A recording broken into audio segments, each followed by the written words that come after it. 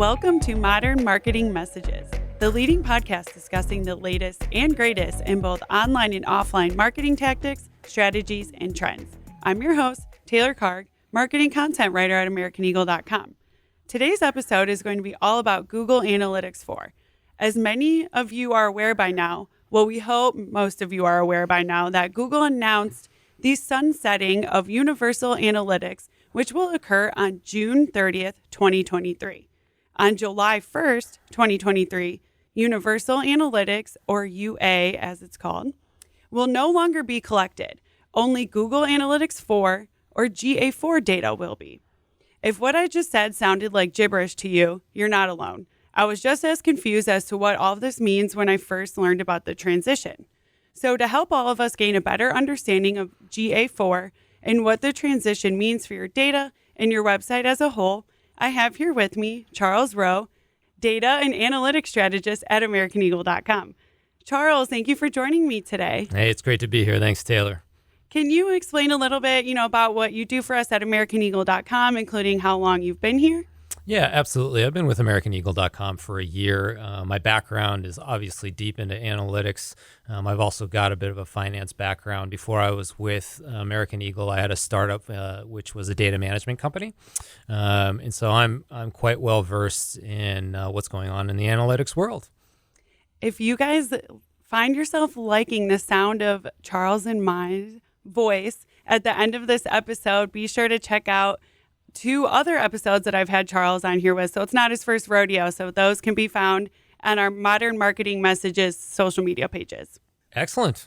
I'm ready to go. All right, Charles. Jump on in. Let's get into it. And I think we have to, there's no other place to start other than, can you just explain what Google Analytics 4 is? Yeah, I sure can. So let's give a little context to what GA4 is.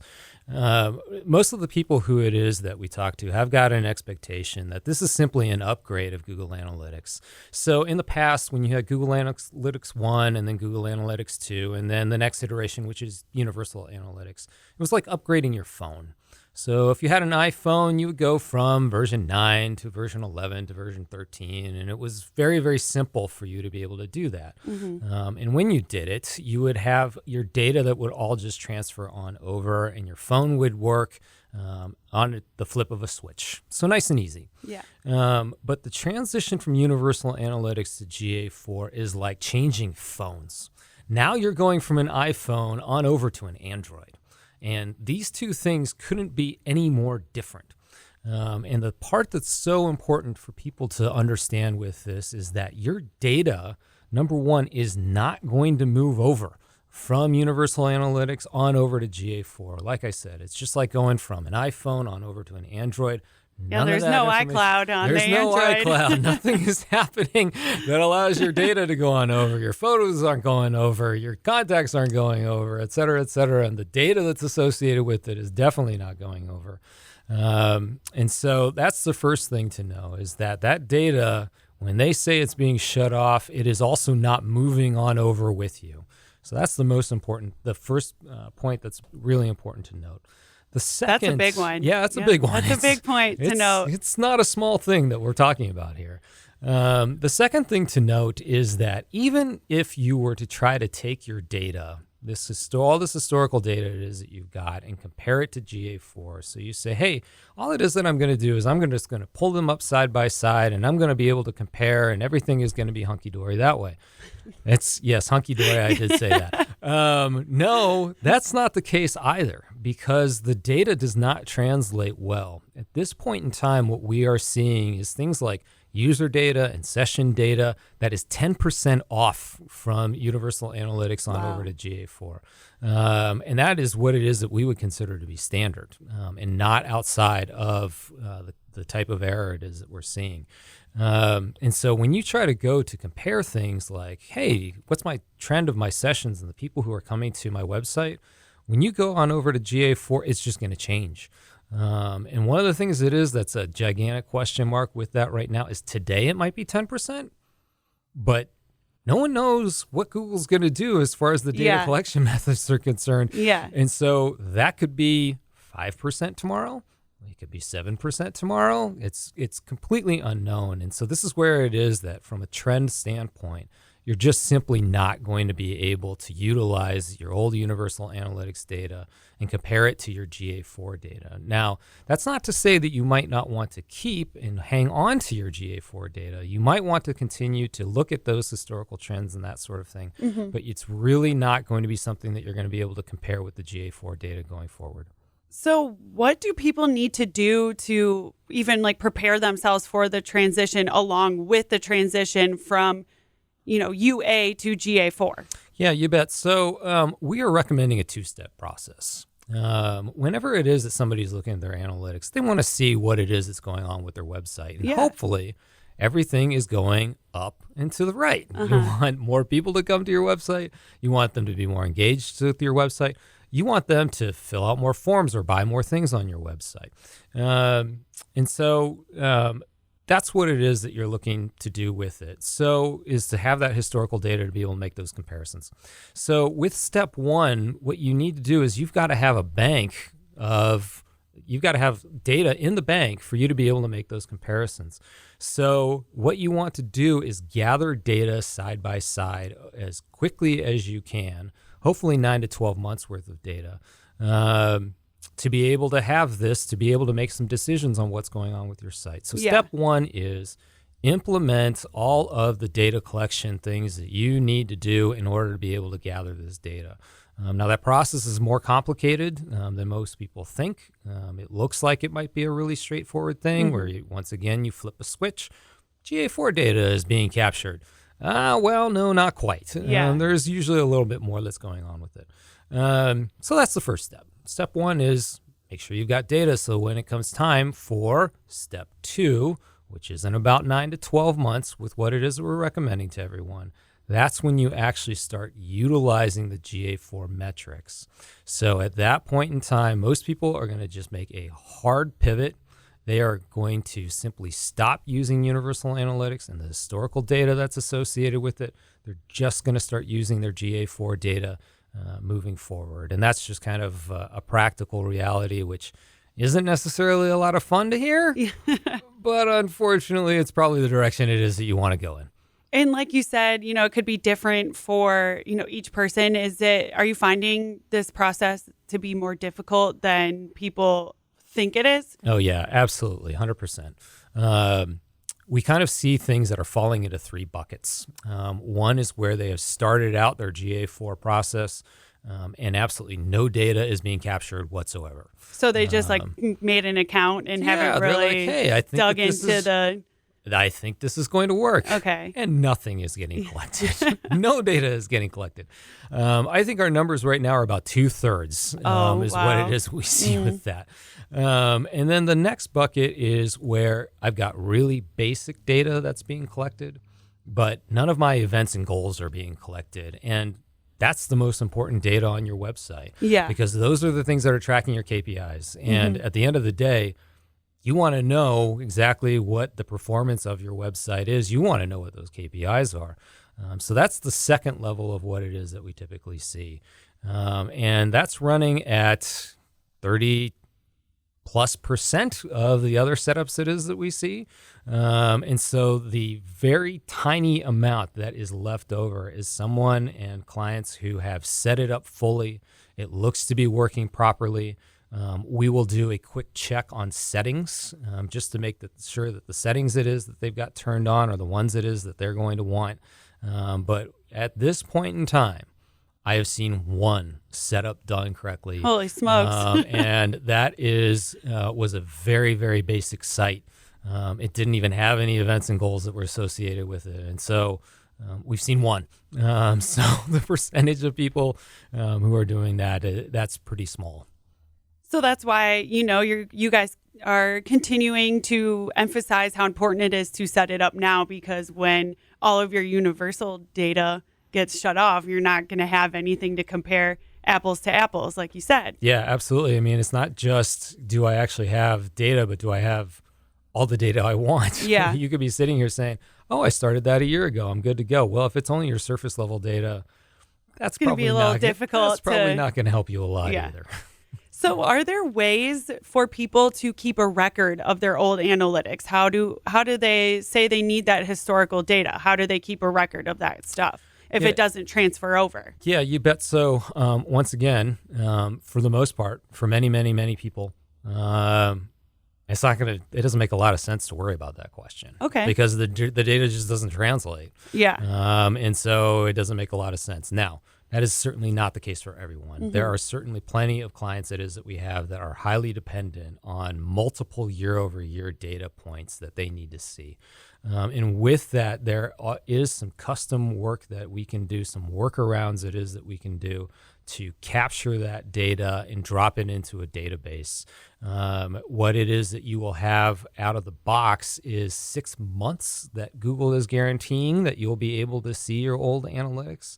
And then that will all completely disappear, assuming that they keep to that timeline. Yeah, which is not a very long time. Which is not a long time in the least. They really are sunsetting this thing. It really is disappearing.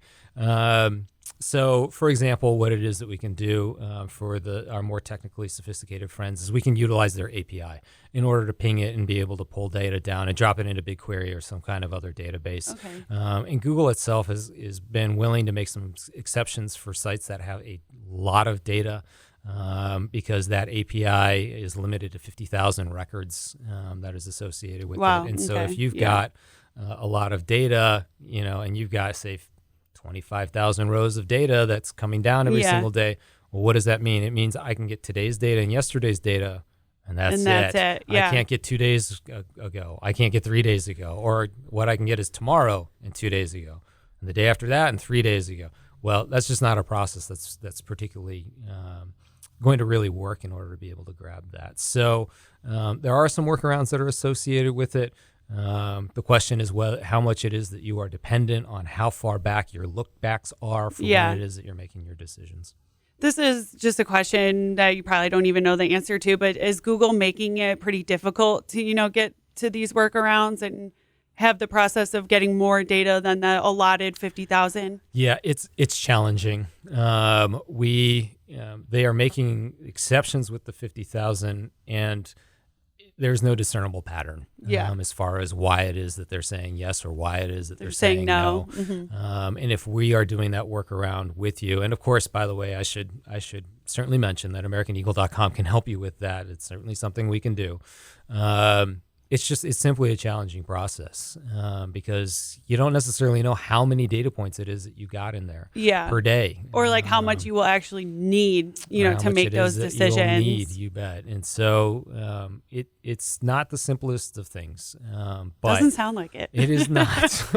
But again, there are going to be certain companies that really need to be able to get into that. They need to be able to dig into it. And that's certainly something it is that we can help you with. So let's talk about the differences. Oh, boy. What are the big? I know there's a ton. Let's just hit on a few. But what are the biggest differences that stick out to you? As someone who is, very ingrained into data and analytics on a daily basis. What are these biggest differences? Yeah, you bet. So first things first, let's make a note that we did have a webinar that's associated with this, and we did get into fairly good granular detail that's associated with it. And so we're going to go ahead and have a link in the notes for this podcast so that people can go to that webinar in case they're hearing something and saying, I need more details. Yeah. Obviously, you can go to that webinar and check some of that out. It's also fantastic because there will be other questions that we're not addressing here that we got a chance to talk about there. But love the AmericanEagle.com plug. Yes, we're big fans. But we'll drop the link to download that webinar in today's show notes for everyone. So. Yeah, of course. And let's just also make this clear. If you've got some specific questions that you'd like answered or you want to have a phone call with us, feel free to reach out. We're certainly more than willing to set aside some time and do that. But let's go ahead and let's go ahead and dive in. I do like saying let's go ahead twice. I think that's a lot of fun. It really emphasizes it. No worries. Certainly does. So obviously what it is that we've done is dug into how the data itself is pretty different. The other thing it is that's going to be most obvious to our listeners is the actual DA4 reporting dashboard. Okay. And the look and feel of it is extremely different different from what it is that you are seeing in Universal Analytics. And, naturally, whenever it is that you've got something that looks that different, it's going to feel kind of foreign. It's not going to feel like something it is that you're used to and that sort of thing. But there is something that's really important to note with that, and that is that the number of canned reports that are in Universal Analytics and a lot of reports that people are used to seeing in there, they're not going to see in GA4. One of the nice things about GA4 is it's got more flexibility. It's got the ability to do more things.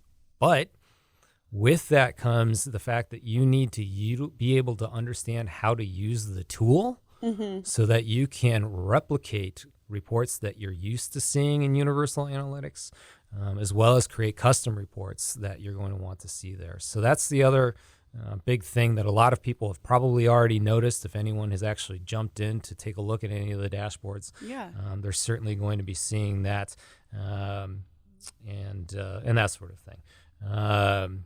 So the other obvious thing, of course, that we talked about is timeline. Typically within Universal Analytics, you're seeing a lot more historical data. With GA4, you're only going to get data that you start collecting today.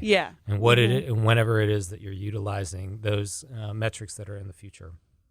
One thing that I should note, by the way, as far as the new dashboard is concerned, we're recommending, once again, to clients that they start using the new metrics once it is that they've got historical data. I should put a time frame on that. We're recommending that be at the end of Q1, beginning of Q2 of next year, that you start to familiarize yourself with it so that as you get closer to that June 30th cutoff date, the inevitable day, we can just call it Armageddon for the rest of us. But once it is that you get to that day, if you've started to kind of familiarize yourself sometime at the end of Q1 and Q2, you'll just be able to make a much smoother transition for you. So it's kind of like preparing for Y2K, which is something I'm familiar with, but anyone else who's a younger listener is going to say, what in the world is it that you're talking about? But doing that kind of preparation work is certainly going to be pretty important. Other major changes that are taking place. Some of the actual metrics themselves are changing. Let's talk about those, because I remember that was one of the big things we talked about when we were, preparing for these episodes a few months ago, and we were like, things are different. They're different. So there's two quick things that we want to mention there. One is that bounce rate's going away. Which is a pretty core metric that most people look at. It's being replaced by something called engaged users. Google has got a lengthy definition that goes into, hey, here's what an engaged user will do on your site. So you can Google that, of course, and find out what's going on with that. And then the other thing that's pretty critical is just kind of the nature on how it is that they grab data, and it's based off of events. And so events, everything is event driven within GA4. Well, what's an event? That's any time it is that somebody interacts with your website. So things like page views. Page views don't really exist within GA4. There is an event that tracks page views that are in there. And that starts to become pretty important, because here's another difference that's going on with GA4. When it comes to your event level data, and that's the vast majority of your data in GA4 these days, you're only able to save it for 14 months. Really? As opposed to with Universal Analytics, you could save it for 26 months or as many as 49 months. Now, your real basic data, your high-level stuff, that's going to be saved beyond the 14 months. But once again, your KPIs are the things that are the most important, and that's only being saved for 14 months. So everyone here might be sitting there going, oh, that's great. Well, what is it that I do with that? Well, here's another aspect of GA4 that's different. With GA360, for our GA360 listeners, you know that you're able to take all of your data and drop it into BigQuery. Well, that's going to happen. And BigQuery is a database that Google offers that allows you to store all your data. What is GA360? I've never even heard of that. GA360 is the enterprise level version of Google Analytics. It is for those who have very, very large websites, particularly if you've got large e-commerce websites. That costs $150,000 a year. So it's most probably it's don't have everyone. that. It's not for everyone. But BigQuery is a database that Google offers. And one of the nice things with GA4 is that you can download all of your data into BigQuery and you can save it there. Nice. And there's some significant advantages for advanced analytics that are going to be taking place with it. So would you be able to say, you saved whatever it is, I forgot which one, for 14 months. And so you can download that data into BigQuery so that you can save it. You would have it to look at That after. Is absolutely correct. Now, a couple of caveats with that. It doesn't cost anything to download the data into BigQuery. It doesn't cost very much to be able to store the data in BigQuery. That's a very inexpensive, almost considered trivial cost. The question is when it comes time for you to export your data or query your data. If you actually want to take a look at what's going on with those metrics, you've got to pull it out of the database. And that's where it is that Google starts to make its money. You've got limitations as far as what's the free amount of data it is that I can pull out of BigQuery. And there's a pricing structure that's associated with it. And so if anyone is sitting there saying, hey, you know what, I think Google's trying to make money off of this, that's where it is that they potentially will be able to do so. That's certainly another pretty big aspect of what it is that we're seeing that is so different with this. I did mention, of course, before, but I'm going to emphasize it again. You're going to have a lot more customized reports in GA4. That's certainly something that is pretty different. One of the other things that I want to throw out there too is e-commerce. Okay. E-commerce data is pretty tricky to gather within GA4. This is where it is that you're going to want somebody highly technical to set up your GA4 tracking because it just involves a lot more as far as hard coding things into your site and into potentially your e-commerce platform in order to be able to grab that data. A couple other things that I want to throw out as far as things that are different with it. You can also integrate your app data with GA4, which is just really, really nice for those clients or potential clients out there that and that are wasn't pretty in interested. UA, right? That is, well, they tried to do it in UA. And they were incredibly unsuccessful in doing so. So it was like, oh, hey, yeah, I'd love to have my app data that's in there. And let's take a look at it. And, oh, no, it's wrong. So they have perfected that methodology so you can pull in your data both from iOS as well as Android. Here's the funny thing. I don't think you can do it from the Google Pixel phone, which is kind of hilarious. Yeah, right. But no GA4 in your Google exactly. phone. What's okay, yeah. There's that aspect of things, which is certainly great as well. Another thing that is something that has not been well tested at this point in time, but we do think is going to be highly advantageous with GA4, is what's going on with privacy laws. Okay. Certainly what everyone who has got any kind of privacy cookie consent form on their site is seeing is if someone is saying, no, I don't want you to track my data, you're getting less data into your Google Analytics. Of course, it's not just the cookie consent, it's anyone who's got a privacy blocker on their actual, whether it's traditionally, of course, it's Safari, or Google Chrome or anything along those lines. That's you're just starting to see less data. So one of the things that is nice is that Google is applying some machine learning algorithms to try to fill those holes. Really? Where they are trying to do deep dives to say, well, what is it that we think is missing? So you can do what's called blended data as far as your data source is concerned and try to get estimates as to what it is that you're missing. Now, the question is, how good is it? The answer is, I have no idea whatsoever. It's certainly something that's in flux, and it's certainly something that they'll be improving over time. But, we actually suspect, and so I'm not Google. I can't give any opinions. Oh, on what you Google's aren't? doing. I know I'm not.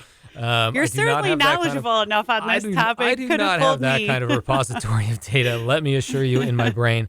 But one of the things it is that is, and this is pure speculation, is that Google is seeing these gaps in data, and they obviously use all this data for setting ad prices and things of that nature. And so one of the things that we think is going on is that they're saying, hey, we're losing data. And so we need people to get over to GA4 so that we can use the machine learning algorithms to be able to fill in those gaps. Yeah. And obviously, they've chosen not to do that with Universal Analytics. However far ahead we think we are, Google is light years ahead. Most likely. They tend to make machine learning algorithms in my brain, but no, that's not true. Thank goodness for that. That makes me much happier that that's not the case. And let's go ahead and let's polish this off lastly with attribution models. Yeah. Oftentimes when we've got our marketers out there, they know that their customers are coming to their sites multiple times before they buy something, fill out a form, et cetera. And that can make it really difficult to figure out, hey, how are my people getting there? Because they could start out by getting there from a paid ad. Yeah. Or they could be getting there from from their social network. Or they could then the next time come to them by just directly typing in the URL into their browser. Or then they could, the third time, decide, hey, I'm just going to do a Google search. Up they pop, and they go ahead and go into the website. And I'm guilty of all that when I'm online shopping. I think we all are. Yeah. And so before, what it is that you had is you were only able to see the last method that somebody took to get to your website for that kind of attribution. And one of the nice things about GA4 is you can mix it up a little bit. You had the ability within Universal Analytics to create custom attribution models, but those are pre-canned attribution models within GA4. And we suspect and think for most clients that those canned models are going to cover most of your situations. And so you won't have to work on trying to figure out and create those custom attribution models nice. To find how it is that somebody is getting to your site. So, yeah, and I'm actually looking at my notes, Taylor. I do want to add one last thing to this. It's pretty different. Yeah. A lot of times people will have different views in their Google Analytics. So they've got their account, they have got their property, and then they've got views that are associated with it. Those views frequently have filters that are associated with them. So that, say, for example, somebody is an international company and what they want to do is to be able to filter. So they only need to see United States traffic. Yeah. Or they then want to segment it out and be able to only see their European traffic. And so there are some really easy ways in Universal Analytics to create multiple views that allow you to do that. That doesn't happen any longer in GA4. That goes away. So definitely, as far as we're concerned, not such a good thing. I was just going to ask if there was any, major drawbacks we should be aware of. So I guess this is definitely one that I'm glad you touched upon. And I do need to, and there is a way to do it. I don't want to say, oh my gosh, there's absolutely no way it is that I can do this. I'm completely, let's not use the vernacular for that. But SOL. Yes, exactly. But you can do it on the reporting side of things. This once again gets into why it is that you've got to know the tool better, which is just frankly, it takes more work. And let's be honest, a lot of our listeners out there are probably cringing when they're saying, I've got to learn this tool better in order to make it work well. But yes, the answer to that is any kind of filters that you got on your views are most likely going to go away. With each point that you've made, I guess maybe this is, the writer in me, but I just always want to be like, why is Google doing this? And I know, we really have no way to know what they're thinking, what they're doing, or what the purpose of this stuff is. But I'm like, there's so many things like, why are you getting rid of that? Why are you, that kind of. Yeah, and we did touch on a couple of those speculations. Yes. Let me again reemphasize that. Speculations. It's Capital. It's apparently my favorite word for today. Everyone in the office is going to say, why are you talking to yourself and saying speculation over and over again? But it's my word of the day. We are also wondering if there is anything that's going on with privacy laws. And the intense scrutiny that Google is under because of that. So that's a possibility as well. So when are most marketing professionals switching their stuff to GA4, and what is the best way to complete that transition? Yeah, I'm glad that you brought that up because I cannot emphasize this enough. This is a two-step process. The process begins today, where you start to collect your GA4 data. Maybe I should make that my word of the day. You want to be collecting that data right away. Now, once again, you're not going to have any data to be able to use the new metrics, to use the new dashboard, et cetera, et cetera. And so that's recommended timeline is next year. So for most marketing professionals, our marketing professionals, they understand. They know why it is that this historical data is necessary. So that begins today, and then step 2 is a year from now. Awesome. So say I just activated GA4. What do I do now? Am I good to go? What's next? Yeah, so the first thing it is that I would say is, are you sure it's right? Probably not, knowing me. But so that's the first question is that I've got for you. Are you feeling good, and I mean rock solid good, about the data quality that's coming in? Meaning starting with, am I getting all the data it is that I need to have that's in there? As we mentioned earlier, we're not seeing that happen on a consistent basis. And so that first step is, yes, set up the data collection. Step 2 is, let's make sure that it is actually happening correctly. Obviously, you can go in and you can test your data. Just put your Google Analytics up side by side with your GA4 data, and take a look at your surface level data. Check your events. Check at your e-commerce. Check your et cetera, et cetera, et cetera. You're going to want to go through the entire dashboard and just make sure that all of that data is translating correctly. And again, keep in mind the degree of error that we're talking about on your high level things, your session information, your user information, et cetera, et cetera. That data is going to be up to 10% off. When it comes to your events, we like to see things tighter than that. Around 2% error is what we like to see with that.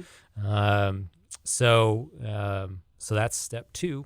And then once it is that you're saying, okay, I'm confident data's happening correctly, what I would say is just kind of try over the course of the next year to keep your fingers on the harp strings, and check to see if there's any major changes that are going on. One of the things, by the way, as far as data quality is concerned, that we should throw out there for folks is that most of our marketing folks are going to be utilizing UTM codes with their paid search, with their paid social, et cetera, et cetera.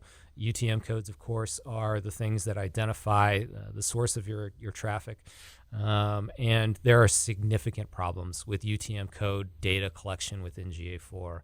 And it's causing major data quality issues as far as the channels and seeing your channels that are coming in. We are only expecting for that to get changed and remediated at some point in time. When is one of the bigger questions that's associated with that. But that a lot of that channel data is just simply off, and we're seeing very large disparities with that, up to 40%. It's pretty bad, but that does not mean your setup is incorrect.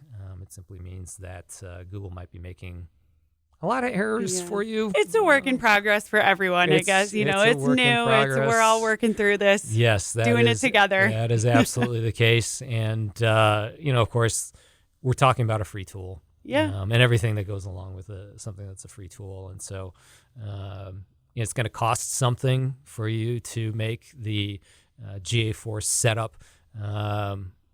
You get used to not having to pay anything, and you're saying, "Oh, I shouldn't have to pay for this. Why should I spend money Why should I have to be spending money on getting my data?" This is one of those very few times where you are going to have to spend a little time and some kind of investment that you're going to be making in order to be. It's an important investment. It certainly is, and one of the other things I would say is that oftentimes we're seeing people who are using only baseline analytics in order to be able to really make decisions on their website. What I would say to that is more and more and more people are looking to become data-driven. And marketers and marketing professionals are being asked by people in finance, their CEOs, what's going on with the data. They want to be able to see it. And so certainly one of the things one of the places you could be at right now is, I'm not using a lot of my data. Well, that's today. Are you rock solid certain that you're not going to be using that data tomorrow? And so that's something it is that we would throw out there for you as well. If you're being asked tomorrow to start being a little bit more data driven, Yeah. and you don't have any data from today, you're kind of stuck. Yeah. And I think it's important for, everyone who works in this kind of stuff to at least be aware of the data behind, their website, and like, what's the point of spending all this money having a website, running a business if you're not understanding what's going on underneath the hood? 100%. Couldn't agree more. It's being suggested that, and you mentioned this earlier as well, that people run UA and GA4 in parallel until UA is turned off. Is this better than just making the clean switch, or kind of what's your thoughts around that? Yeah, absolutely. And our two-step process speaks to that exactly. Part of why we have this question is to be very explicit about this point. Yes, that's what it is that you're doing, is you're running UA and GA4 side by side. You'll be using the universal analytics metrics over the course of the next year. And then a year from now, when UA goes away, that's when it is that you'll transition on over and only be running with GA4. How do you retrieve your data from Google Analytics 4 when you do make the switch? Yeah. What are you guys suggesting to all of our clients? What's the best way, to retrieve and preserve? Yeah. So we talked a little bit about what was going on with BigQuery. Yes. And we talked a little bit as well about just the new reporting functions. And those are two really big aspects of that. One of the things that is that this does bring up is, what is it that I can do with the data once it's in BigQuery? Yeah. And our response to that is, we are looking forward as data and analytics people as to be they able, do. as we do. I have got my gigantic nerd glasses on right now for anyone who's not looking on YouTube. I'll have buck teeth that will be coming at some point in time as well. Just become your emoji. There are advanced analytic capabilities because your data is actually going to be in BigQuery, which is things that we're really looking forward to, as far as possibly being able to apply machine learning to be able to find weak spots and strengths on your website. Awesome. Well, Charles, you shared a ton of super important information today. I know I already learned a lot about GA4, and I know our listeners will too. So can you just quickly summarize the key points so that our listeners can just come away from this that they know that they learned at least something? Yeah, you bet. It really comes back to the two-step process. One, that's the word of the day today. Two-step process. Okay, there we go. Today, you want to, as quickly as you can, start to gather the data itself. And then the second is, once it is that you feel confident that your data is being gathered, not worry about it, really, until it comes time to actually use the new metrics and let those metrics tell the story of what's going on with your website. Awesome. And to end the podcast, we have to do our subtle AmericanEagle.com plugs. Please do. What are we offering our customers to help them through this transition? Yeah, you bet. So as you can probably guess at this point in time, because we're seeing so many setups that are not being done correctly, the first How many did you say you saw one correctly? Yeah, one? We're seeing one. And that's out of over 100. So what it is that we're recommending is that you let us take a look and audit your process, and just take a quick glance, see what it is, where it is that you find within those levels, and where it is that you're at with your setup. The other thing, if you haven't started the GA4 process at all, what we can do is go ahead and take a look at your universal analytics setup in full.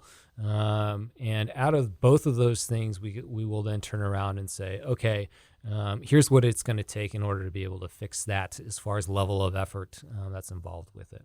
And so those are the two big things it is that we've got, giving an estimate on what it is that we're seeing, and being able to tell you how much time it's going to take in order to be able to get to where it is that you want to be. And then the last thing, and this is not for everyone, of course, but the other thing it is that we're offering is, if your historical data is absolutely critical to your business, then we can certainly assist in doing these workarounds to be able to pull that data down so that you've got it for all of your historicals. Awesome. Well, thank you so much, Charles. It's always a pleasure. Taylor, it's great to see you. Thanks for having me. Yeah, no problem. And I just want to remind all of our listeners out there that if they want to hear some other questions that were, submitted by actual clients about Google Analytics 4 in the transition, don't forget to look at our show notes today because there is a link to download the recent webinar, which was hosted by Charles and then another AmericanEagle.com expert, Tim Elanius. Yeah, and again, let's make sure to say to our listeners, feel free to reach out. Yes. We feel plenty of phone calls and emails with questions and are more than happy to be as informative as we possibly can. Yes, absolutely. And our email, just for all of you that are wondering, is info@AmericanEagle.com. Thank you. Thanks, Taylor. Thank you. Thank you for listening to Modern Marketing Messages. For more information about the topics discussed today, check out the description of this episode. And if you like this episode, follow the podcast wherever you listen to them to stay up to date with us. While you're at it, give us a rating and share this podcast with others. Don't forget to follow us on social media at Modern Marketing Messages. This episode is brought to you by AmericanEagle.com Studios. I'm Taylor Karg, and I'll be back with another Modern Marketing Message.